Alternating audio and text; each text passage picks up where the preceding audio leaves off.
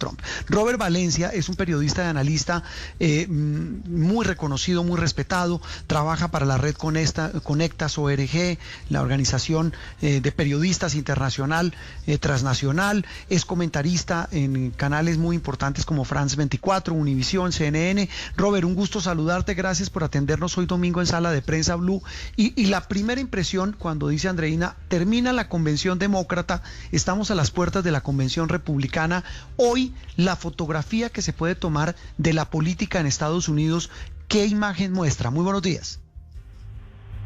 Buenos días, Juan Roberto, y un cordial saludo primero que todo a los radioescuchas y a la mesa de trabajo de la Blue Radio. Bueno, yo creo que aquí lo que vamos a ver, o lo que hemos visto hasta el momento, son dos tipos de Américas, si se quiere llamar de esa manera. Como lo hemos ya abordado, como ustedes mismos lo han dicho, la convención demócrata en su totalidad fue un despliegue de la diversidad y de la pluralidad, no solamente en el aspecto demográfico, sino también en el aspecto de las ideas. Me refiero específicamente, por ejemplo, el incorporar a Alexandria Ocasio-Cortez y a Bernie Sanders, que son tal vez el ala más radical, si se quiere llamar de esa manera, a los, digamos, dentro del partido demócrata, pero también incorporó a Michael Bloomberg y a Elizabeth Warren, que fueron dos candidatos demócratas que pues en realidad se atacaron demasiado duro, y en parte yo creo que por eso fue que los demócratas invitaron al resto de los que fueron candidatos como para zanjar un poco las diferencias y demostrar que son un partido unido, y obviamente pues también con toda la participación de las mujeres, de algunos hispanos, algunos lunares aquí y allá. Por ejemplo, el hecho de que no se utilizó esta plataforma para mostrar nuevos liderazgos. Obviamente vuelvo a hago mención de Alexandria Ocasio-Cortez, que es una de las figuras emergentes del Partido Demócrata, pero regularmente estas convenciones sirven para impulsar nuevas generaciones, y lo que vimos fue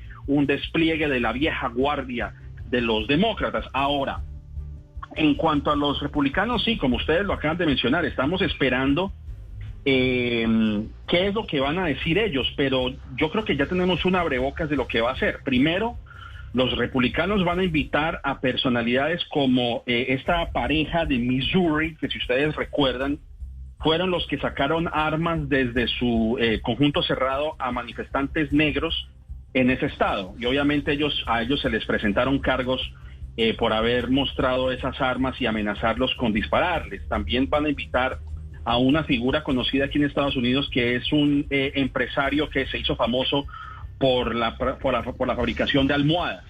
También van a invitar al niño Nick Sandmann, que fue el que confrontó a un nativo americano en Washington y que también generó un escándalo, digamos, esta división en Estados Unidos. Es decir, en resumidas cuentas, mientras que los demócratas mostraron una nación unificada y donde se está haciendo un llamado al alma estadounidense, como lo dijo Joe Biden, los republicanos van a apuntalar a lo que nosotros aquí conocemos como la guerra de las culturas, es decir, el de reavivar su base. Yo creo que los republicanos, por lo menos juzgando lo que sabemos hasta el momento, no van a tener digamos, el mismo interés de atrapar votantes independientes o aquellos votantes que vacilan entre Donald Trump y Joe Biden. Yo creo que lo que van a hacer es simplemente avivar a su base más recalcitrante, de decirle, por ejemplo, a las personas blancas que viven en los suburbios,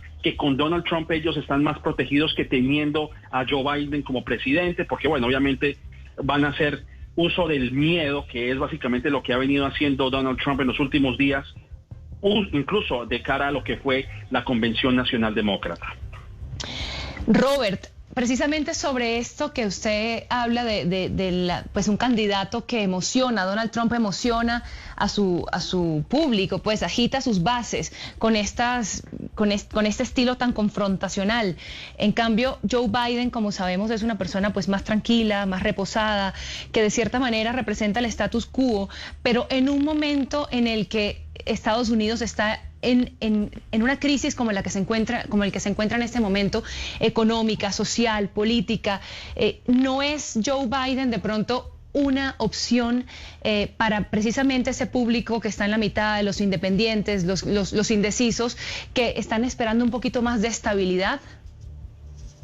Sí, por supuesto. Yo creo que si hay algo que los demócratas hicieron con la elección de Joe Biden y de Kamala Harris, su llave presidencial o vicepresidencial en este caso, pues es precisamente calmar un poco los ánimos, porque obviamente muchos todavía creo que no están preparados para ver una versión más radical. Bueno, yo no sé si sea radical el hecho de solicitar un seguro médico universal o de pedir que se aumente el salario mínimo. Pues hay una veintena de países que ya ofrecen eso y Estados Unidos pues está rezagado en ese aspecto. Yo no sé qué tan radical sea para este país, pero bueno, es radical para ciertos sectores de la población. Y obviamente que teniendo a Joe Biden, yo creo que la ventaja que existe aquí es que hay un poder de negociación. El hecho de que los demócratas trajeron, por ejemplo, a John Kasich, que fue el exgobernador de Ohio y que es republicano, que trajeron a Cindy McCain, la esposa de John McCain, que también fue ese otrora candidato republicano y que lamentablemente falleció hace poco, y también que trajeron a Colin Powell, ex integrante del gabinete de George W. Bush. Pues es precisamente como traer esos votantes republicanos que no están conformes con lo que ha hecho Donald Trump. Y como lo mencionó Joe Biden, pues creo que lo más importante aquí es no solamente mostrar el plan de trabajo que tenga Joe Biden como presidente, sino también es un llamado a la compasión. Y yo creo que ese también fue uno de los puntos más sobresalientes de su discurso en la noche del jueves.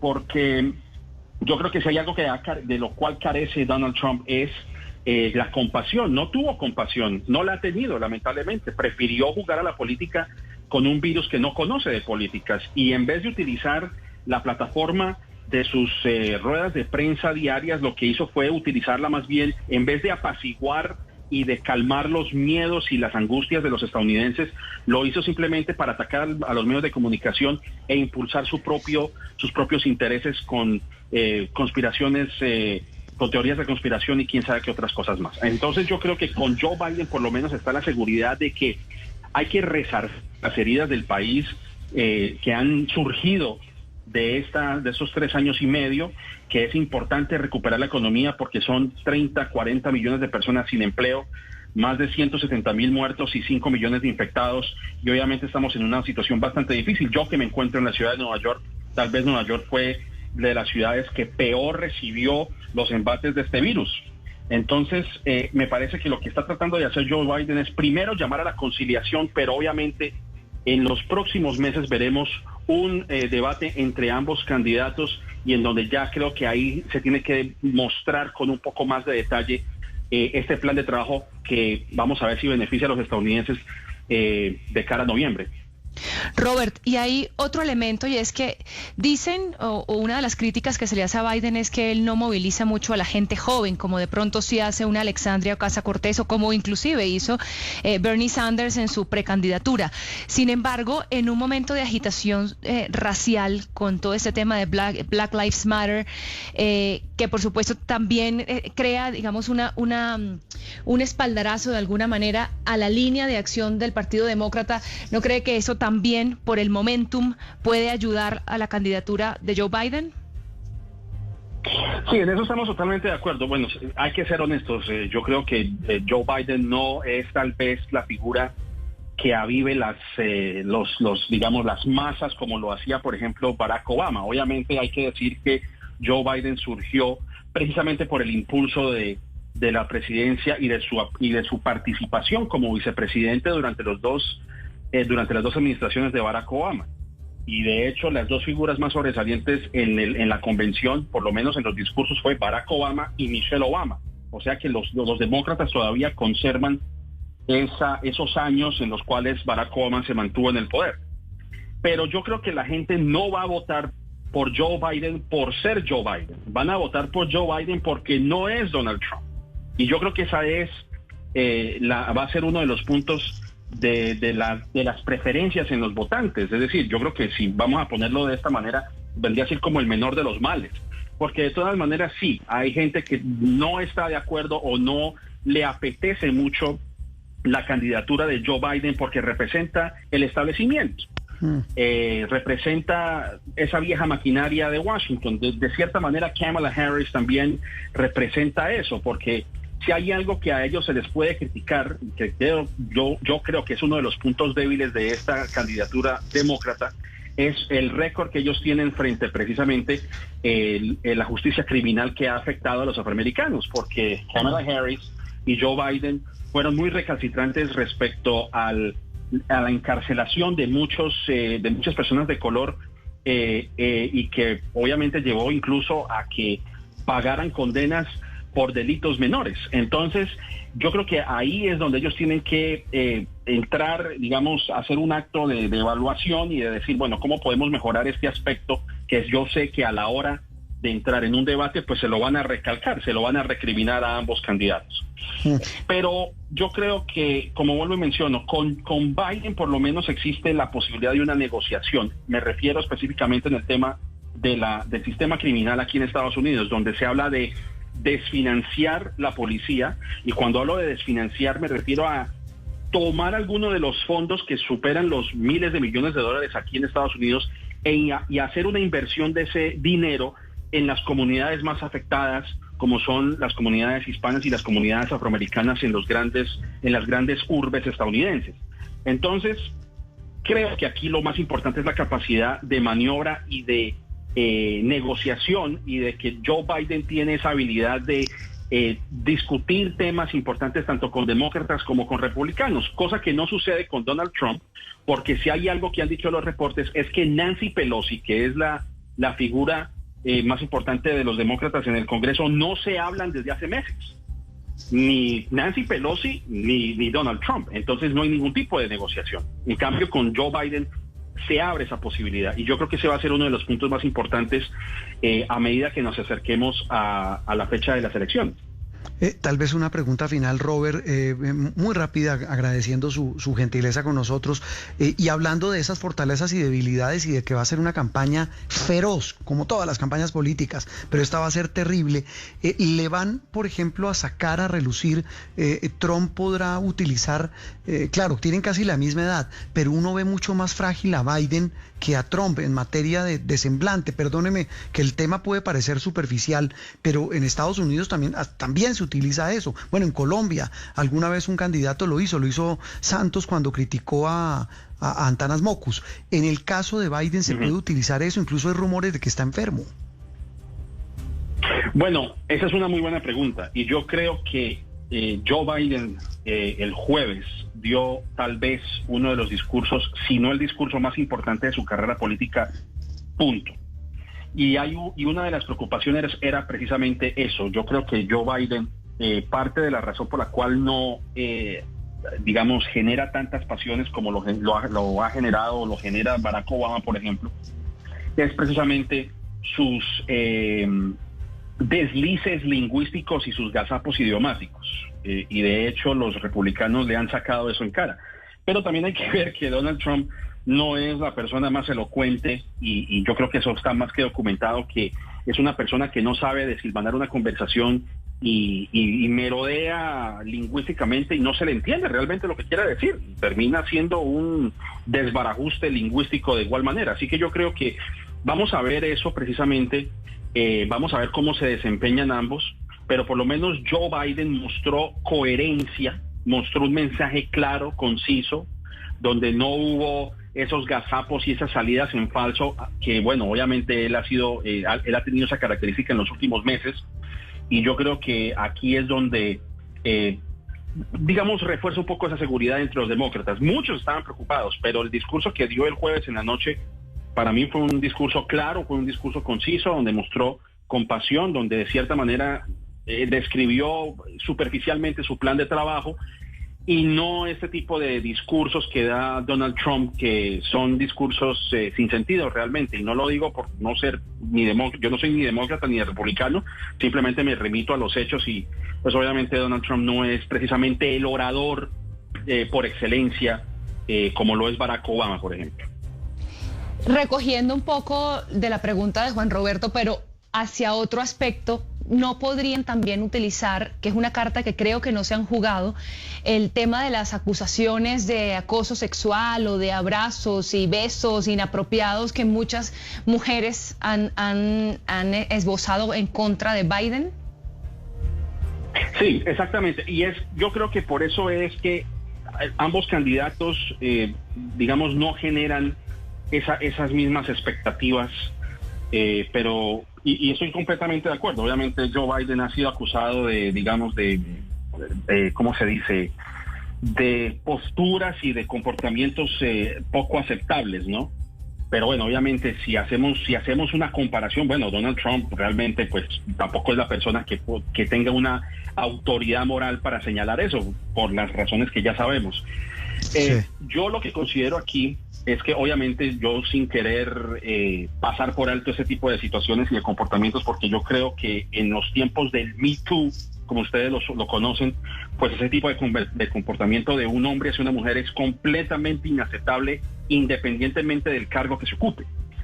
Pero hay muchas cosas que están en juego, lamentablemente, y aquí pues sumando y restando, pues mucha gente va a optar por la persona o se va a decantar por alguien que tenga un mejor manejo de las cosas y donde por lo menos acepte las responsabilidades, porque si bien Biden, vamos a suponerlo en un caso hipotético, le saquen a reducir ese comportamiento, pues bueno, él seguro va a pedir disculpas, o que creo que ya él las anunció, si mal no estoy. A diferencia de Donald Trump, que es una persona que se muestra intransigente y no admite culpa ninguna. Es más, cuando a él se le señaló y le dijo, usted se hace responsable de la cantidad de muertes y de contagiados por cuenta del coronavirus, siempre prácticamente no acepta ningún tipo de responsabilidad. Entonces yo creo que hay que tener un poco de cuidado también en hacer esas comparaciones. Y vuelvo y enfatizo, ningún tipo de comportamiento no está bien. Pero en el esquema de las cosas, pues obviamente que Joe Biden tiene más experiencia como estadista que Donald Trump, y eso lo ha demostrado con creces. Por lo que estoy viendo, y ya Robert, me quedan solo unos instantes, hoy, con la foto, con su experiencia, con lo que sabe, usted me va a decir que ni loco me responde así, pero ¿quién gana la elección de noviembre? Ni loco le respondo así. No, mentiras. No, a ver, bueno, obviamente nosotros nos amparamos en las encuestas, ¿no? Nos amparamos mucho en las encuestas. Sí. Pero si hay algo que las encuestas nos han enseñado es que fluctúan con el paso del tiempo. Sí. El 2016, fue un claro ejemplo, y yo creo que las encuestadoras fallaron en entender la composición demográfica de este país, y vemos que la mayoría de las personas votaron por Hillary Clinton en las grandes urbes y en las costas de Estados Unidos, tanto en el lado este como en el lado oeste, mientras que la parte rural, la parte de lo que se conoce como la mitad de Estados Unidos, pues fue a favor de Donald Trump prácticamente. Ahora, si nos remitimos exclusivamente a las encuestas, vemos que Biden tiene una ventaja sobre Donald Trump. Ahora, hace unas semanas tenía una ventaja incluso de doble dígito sobre Donald Trump. Ahora, vemos ahora que esa desventaja se disminuyó y ahora hay una ventaja de un 5%, 6%, el cual encaja dentro del margen de error, o sea que está casi muy peleado, indudablemente. Yo creo que para mí señalar quién va a ser el ganador es demasiado peleado, además por otros factores que ya conocemos. Lamentablemente aquí en Estados Unidos estamos lidiando con el tema del correo, que obviamente pues Donald Trump ha explotado esa falacia de que los votos por correo llevan a un fraude, y eso no es cierto, porque sabemos que hace más de 150 años ese servicio se ha proveído y no hay incidencia de un masivo fraude. Puede que haya algún incidente aquí y allá, pero señalar que hay un fraude masivo, pues no lo hay. Eso simplemente es una parte de la conspiración que él ha infundado y que, bueno, lamentablemente los medios de comunicación han caído en esa distracción. Podría decir que Joe Biden sería la opción más factible, en mi opinión, basado en las encuestas, pero todo también depende de cómo se desarrollen los debates de cara a las elecciones, a algún tipo de escándalo que surja, como ocurrió, por ejemplo, en el 2016, cuando salió ese esa grabación de Access Hollywood, donde él obviamente tenía un lenguaje bastante procaz refiriéndose a las mujeres, y todo va a depender de lo que surja de aquí a noviembre. Estamos básicamente ya casi a 70 días de las elecciones, y todo va a depender de cómo se desempeñen ambos candidatos, pero por lo menos hasta el momento la opción viene siendo Joe Biden. Pues bueno, ni loco terminó contándonos, sí, esa es la opción. Robert, un gusto saludarte, gracias por atendernos. A ustedes, muchísimas gracias, y espero que me tengan en cuenta para una próxima. Encantado. Pero por supuesto que sí. Robert Valencia nos acaba de hacer esa foto de lo que es esta muy, muy, muy apasionante carrera por la presidencia de la primera potencia del mundo. Vamos a hacer una nueva pausa y en instantes volvemos aquí con más en Sala de Prensa Blue.